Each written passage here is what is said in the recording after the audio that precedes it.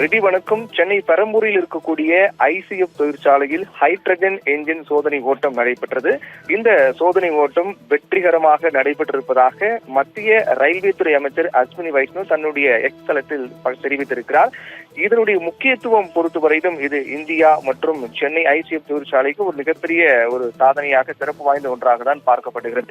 ஏனென்றால் இதனுடைய முக்கியத்துவம் பொறுத்தவரையில் இந்தியாவில் அதிக மக்களால் பயன்படுத்தக்கூடிய போக்குவரத்தாக ரயில் போக்குவரத்து உள்ளது. ரயில் போக்குவரத்து அதிக மக்கள் பயன்படுத்தக்கூடிய காரணத்தால் அதை மேம்படுத்தக்கூடிய நடவடிக்கைகள் தொடர்ச்சியாக மேற்கொள்ளப்பட்டு வருகின்றன.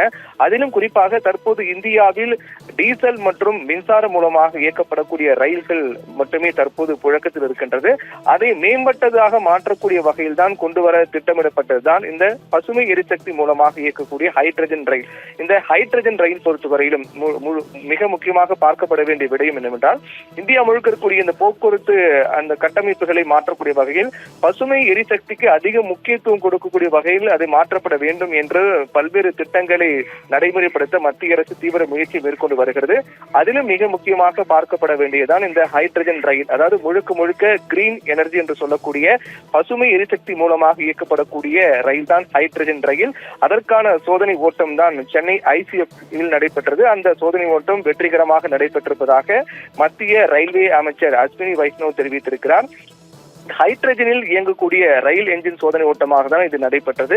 பழைய ரயில் என்ஜின்கள் முழுமையாக நீக்கப்பட்டு புதிய ஹைட்ரஜன் ரயில் என்ஜின் பல வழித்தடங்களில் அறிமுகப்படுத்தப்படும் என்று ஏற்கனவே அறிவிக்கப்பட்டது. அதன் அடிப்படையில் இந்த சோதனை ஓட்டம் என்பது மேற்கொள்ளப்பட்டது.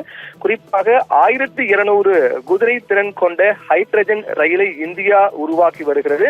அதற்கான முயற்சிகள் மிக தீவிரமாக மேற்கொள்ளப்பட்டு வருகின்ற நிலையில் அதற்கான சோதனை ஓட்டம் தற்போது நடைபெற்று அது வெற்றிகரமாக நடந்திருப்பதாக தெரிவிக்கப்பட்டிருக்கிறது.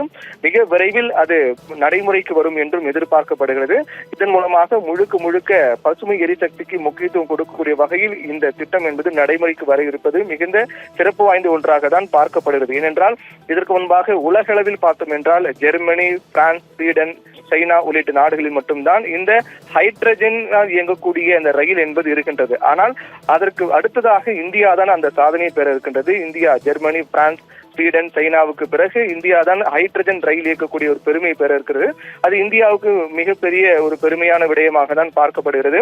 அதிலும் மிக முக்கியமாக இந்த சோதனை ஓட்டம் என்பது சென்னை பெரம்பூரில் இருக்கக்கூடிய ஐசிஎஃப் தொழிற்சாலையில் மேற்கொள்ளப்பட்டிருப்பது சென்னைக்கும் ஒரு சிறப்பு வாய்ந்த ஒன்றாக பார்க்கப்படுகிறது. இந்த சோதனை ஓட்டம் வெற்றி பெற்றதை அடுத்து மிக விரைவில் அது பயன்பாட்டுக்கு வரும் என்றும் எதிர்பார்க்கப்படுகிறது. அதிசயங்களின் ஆரம்பம். அதிசயம் நடக்கும் நிச்சயமா.